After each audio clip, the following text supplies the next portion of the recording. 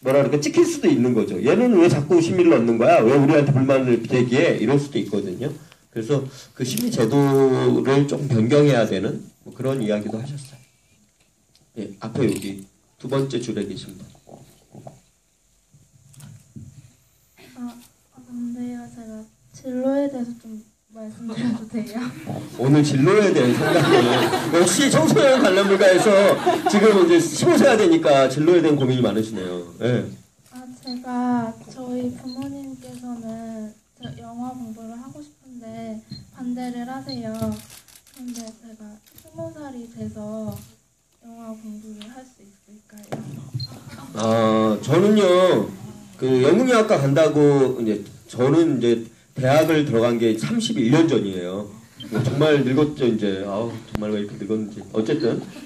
제가, 그러니까 고등학교 3학년 때 갑자기 진로를 바꿔서 연극영화과를 가겠다고 그 어머니께 말씀드렸어요. 저희 어머니가 좋아하셨을 리가 없잖아요. 그래서 저희 어머니는 그 합격을 해도 보내지 않겠다. 이렇게 얘기하셨거든요. 그래서 제가 나는 엄마가 안 보내준다고 해도 가겠다. 등록금 안 주겠다. 근데 돈이 없잖아요. 고등학교 3학년 무슨 등록금이 있어요. 그래서 그때부터 제가 그러면 죽겠다. 이러고선 단식을 했어요. 엄마가 나를 안 보내주면, 합격을 했는데 안 보내주면 난 죽겠다. 단식을 이제 시작했는데, 엄마도 그러면은 네가 죽으면 나도 죽겠다. 이렇게 단식을 둘이 같이 한 거예요. 근데 이제 저희 어머니가 먼저 단식을 끊으셨죠. 배고파서 안 되겠어. 그러면서 어머니는 일주일 동안 단식을 하시고, 그 다음에 이렇게 부엌으로 기어가셔가지고 맛있는 걸 드시고, 저는 하루를 더 버텼어요. 엄마가 안 보내주면 나는 죽겠다, 진짜. 그랬더니 저희 어머니가 그렇게까지 원하면 보내주겠다. 그런 뭔가 내가 얼마나 이것을 원하는지에 대해서 먼저 생각해 보시는 게 중요할 것 같아요. 정말 영화를 그렇게까지 좋아하는지, 내가 정말 부모가 반대하는데도 이걸 정말 내가 정말 좋아하는 건가, 맞나 생각해 보시고, 진짜 좋아하는 게 맞으면 얼마나 좋아하는지를 뭐 저처럼 단식을 하다가 아니라 엄마한테, 부모님한테 어필을 하세요. 나 정말 이걸 이렇게 좋아한다고. 그러면 어느 정도 해결이 될 수도 있어요. 나중에 가서 공부하는 것도 방법이지만 나는 그렇게 부모한테 끌려다닐 이유가 없다고 생각해요. 부모님에게 내가 좋아하는 일, 내가 하고자 하는 일이 나한테 얼마나 중요한지를 어떤 방식으로 보여줄 것인가. 사실 그거에 대해서 확인이 안 되면 얘가 누군가에게 휩쓸려서 그냥 영화 그 관객들도 많고 영화 좋아하니까 그냥 영화 하려나 보다. 이렇게 생각하면 부모님 입장에서 영화가 사실 이렇게 다른 직업보다 평탄하지 않은 게 사실이거든요. 부모 입장에서 권할 수 있는 직업은 아니에요. 그러니까 부모님한테 내가 얼마나 영화에 대해서 열정을 갖고 있는지를 보여주시는 게 좋지 않을까. 그러려면 정말 생각해 보셔야 돼요. 내가 정말 그렇게 영화를 좋아하는가. 나의 평생 직업으로 살만한 것인가. 다시 한번 생각해 보시고 표현하시면 해결점을 찾지 않을까. 네. 오늘 청소년 관람불가 이후에 정말 좋은 이런 집이 처음이죠. 예. 왜냐면 우리가 이 친구 사이 갖고 한 70번을 했을 거예요. 70번에서 80번에 가깝게. 정확히 기억도 안 나는데 정말 많이 했거든요. 근데 이런 질문 처음이잖아요. 취지에 맞는. 그러니까요. 오늘 되게 유익하면서 즐거운. 뒤에 분 아까 손 드신 분. 저는 두 분께 하나씩 여쭤보고 싶은데요. 우선 연우진 배우님 같은 경우는 저 영화를 찍었을 때 데뷔할 때 오늘만 저거 말 많이 나와요. 저거 이것 때 이거 말해 이거. 저 영화가 이제 첫 데뷔작이라고 하셨잖아요. 그러면 저 당시 이때랑 지금이랑 다시 찍어보고 싶은 장면이 또 다르실 것 같은데 지금 무조건 바로 찍으셔야 한다면은 어떤 장면을 꼭 한 장면 찍고 싶으신지. 다시 찍고 싶어. 더 잘하고 싶어. 저는 정말 한번 다시 찍어보면 어떤 감정일까, 어떤 기분일까 한번 느껴보고 싶고요. 저 같은 경우는 이제 글쎄요, 매 순간 좀 이렇게 느껴지는 게 다른데 지금 같아서는 조금 오히려 그게 그 하이라이트 되는 농담으로 말씀드린 게 아니라 방바닥 씬을 조금 한 번 더 이게 보통 보면 한 테이크로 이렇게 쭉 가잖아요 거의. 네. 가는데 이제 조금 더 뭐랄까 이렇게 연기를 함으로써 조금 더 알게 되는 부분들이 더 있어요 연기 외적으로. 근데 그런 것들을 좀 알게 되다 보니까 오히려 그게 가장 큰 생동감을 줄 수 있는 부분에서 조금 더 한번 노련해지진 않았지만 뭔가에 제 한번 내가 아는 그런 기술을 한번 뭐 한번 네 방바닥 씬에서 한번 이렇게 좀 뭔가를 더 표현해내고 싶어요. 네.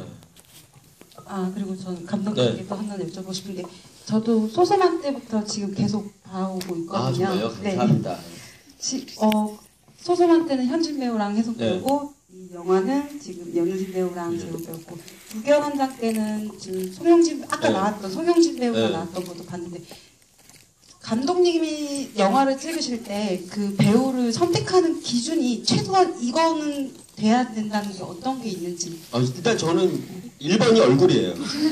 다 필요 없고 연기도 물론 연기도 잘해야 되지만 1번이 제가 이렇게 좋아할 만한 외모여야 한다. 이 영화를 쓸 때 시나리오 쓸 때 생각한 이미지가 있는데 다른 감독님들은 그게 이제 미장센까지 포함된 이미지가 일 때가 많아요.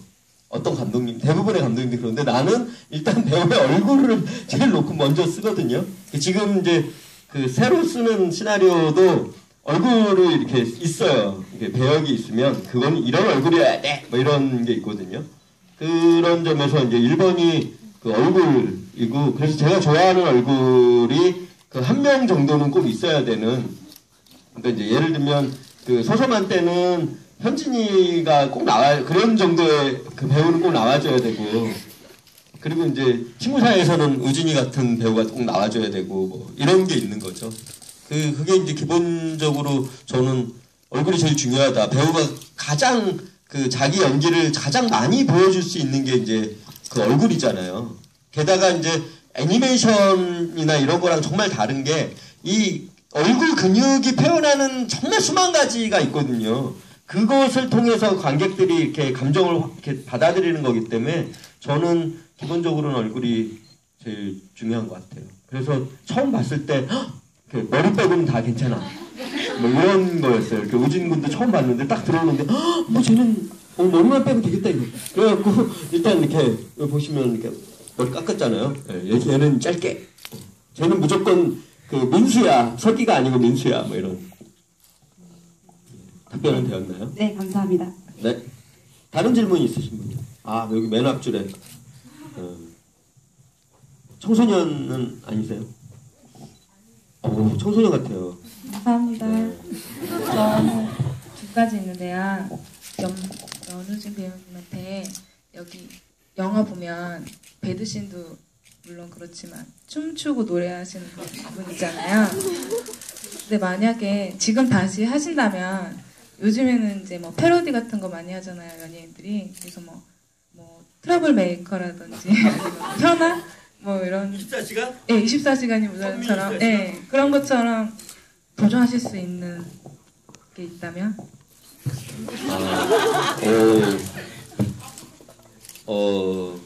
어렵다. 저는 항상 마음은 앞서요. 마음은 앞서서 할 수 있다라는 그런 마음가짐은 돼 있기 때문에 방금 말씀하셨던 것들도 다 잘할 수 있을 것 같아요. 24시간도? 그거 봤어요 24시간? 이거?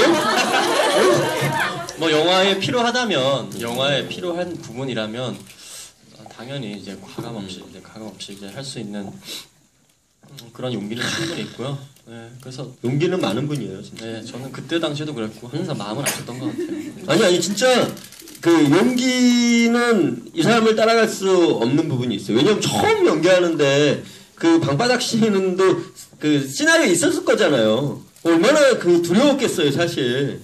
제가 만약에 뭐 박찬욱 봉준호면 모든 두려움을 이기고 당신께 나를 맡기겠습니다 하겠지만 그것도 아니잖아요. 근데 그 연기를 처음 하는 친구가 그 연기를 하겠다라고 자기가 이렇게 몸을 던지는 것 자체가 일단 용기고 그거 찍을 때 정말 물불을 안 가리고 막 달려들어서 정말 몰입해서 열심히 하는 그런 점에서는 예. 근데 이제 이 메이킹이 나오잖아요. 자기 스스로 봤을 때 오징어가 이런 거 못했다. 예. 근데 지금은 그때보다는 좀 예, 나짓긴 했겠죠. 그냥 오징어야. 아니 원래 우리가 이걸 10,000명 넘으면 재훈 군하고 같이 4개의 캔디 하기로 했었거든요. 예, 그때 10,000명이 안 넘어서 못했는데 이렇게 선미의 24시간보다는 4개의 캔디 같은 게 더 어울릴성이 있는 것 같아요. 아, 질문 또 그리고요. 있어요? 네. 그리고 제가 결혼식에 갔었거든요. 아, 진짜요? 네. 정말 색달랐는데요. 네. 신혼은 어떠신지 궁금합니다. 아, 네. 신혼은 이렇게 깨가 쏟아진다 뭐 이런 얘기 하잖아요. 근데 이제 저희는 동거는 꽤 오래 했었어요. 그래서 저희 같은 게 결혼식을 해도 뭐 우리는 기본적으로 달라질 건 별로 없을 거야 이렇게 생각했었거든요. 근데 결혼식을 하니까 근본적으로 다른 것도 느껴요 요즘. 뭘 느끼냐면 결혼식 하기 전과 후에 결혼식 후에 크게 한번 싸운 적이 있어요. 근데 결혼식 전에는 크게 싸우면 얘랑 계속 사귀어야 돼? 이런 생각이 제일 먼저 들었거든요. 그러니까 아무래도 이제 목이 안 맞으니까 크게 싸우는 거잖아요. 얘랑 어떻게 얘랑 또 어떻게 해야 되는 거야? 사귀어야 되는 거야? 이런 생각을 먼저 했는데 결혼식을 하고 나니까 그 생각이 안 났어요. 먼저 드는 생각은 이거를 감정적으로는 너무 싫지만 빨리 화해를 해야 되는데 내가 먼저 사과해야 돼? 제가 사과할 때까지 기다려? 어떡하지? 이런 생각이 나지. 얘랑 계속 사귀어야 돼? 뭐 이 관계를 지속해야 돼? 이런 생각은 아직은 안 들더라고요. 이게 몇 년 갈지는 모르겠지만 아직은 결혼식 후에 그런 게 변해서 그래서 사람들이 결혼식이라는 걸 그래서 하는구나. 그러니까 관계의 안정성 이런 것들을 형식이지만 그 형식이 주는 그런 안정성이 있는 것 같아요. 그래서 요즘 비혼주의자 많잖아요. 근데 결혼이라는 제도를 바꿀 게 아니라 결혼과 관련된 이 문화 있잖아요. 우리나라에 갖고 있는 이 시댁이 주는 뭐 스트레스 이 문화를 바꾸는 게 좋지. 이 관계의 안정성은 참 좋은 거구나. 그런 생각이 들었어요. 다른 질문 있으신 분이? 한 2개만 더 받고 마무리 해볼게요. 네, 저기 중간에 계신 분. 감독님 영화 되게 잘 봤고요. 코멘터리 중에 영화를 굉장히 밝게 만들려고 노력하신다고 하셨는데 네. 그 이유가 무엇인지 네. 또 그게 인권을 위해 많이 노력하시는 걸로 알고 있는데 그것과 어떤 연관이 있는지 네. 궁금합니다. 제가 이제 우리 회사에서 제작한 영화 중에 후회하지 않아라는 퀴어 영화가 있었어요. 그 영화가 굉장히 이제 퀴어 팬들한테 사랑도 받고 좋았는데 극장에서 그 영화를 이렇게 보신 이성애자분들이 동성애자들에 대해서 너무 불쌍하게만 바라보는 그런 게 저는 좀 불편하거나 안 좋았어요. 우리가 이렇게 우리를 불쌍한 존재로 봐달라고 하는 게 아닌데 그렇게 보는구나. 우울하거나 무거운 영화를 만들면 그렇게 인식하게 되는 경우도 있구나라는 걸 알게 되었고 또 이제 동성애자 관객들한테는 현실의 어려움은 있는데 극장에서까지 현실의 어려움을 또 목도하게 되는 사실 이성애도 그렇잖아요. 이성애자들의 사랑도 현실에서는 사랑이 쉬운 게 아니잖아요. 내가 좋아하는 애는 나 자꾸 욕을 하려고 오늘은 욕하지 말아야지 하고 왔는데 어쨌든 내가 좋아하는 애는 딴 애를 좋아하고 막 이러면서 사랑이 어긋나서 괴롭고 그런데 대다수 이성의 영화는 판타지잖아요. 해피엔딩이고. 그래서 사실 관객들은 그런 꿈을 꾸고 싶어서 극장에 오는 것도 있는데 동성애자 관객들도 극장에서 그런 꿈을 꿀 권리가 있다. 뭐 이런 생각도 들고 그래서 나라도 좀 밝고 명랑한 영화를 만들어야 되겠다. 그래서 동성애자 관객들한테는 꿈과 희망을 좀 주고 싶고 이성애자 관객들한테는 동성애자가 그렇게 힘들고 불행한 거 아니다. 우리도 행복하게 살지만 이성애 중심의 사회에서 불편한 이런 지점들이 있다. 뭐 이런 느낌으로 영화를 만들고 싶은 그런 생각이 있고요. 앞으로도 좀 웬만하면 그런 영화를 좀 만들어 보려고 그러고 있습니다. 마지막 질문. 저쪽 손 드신 분.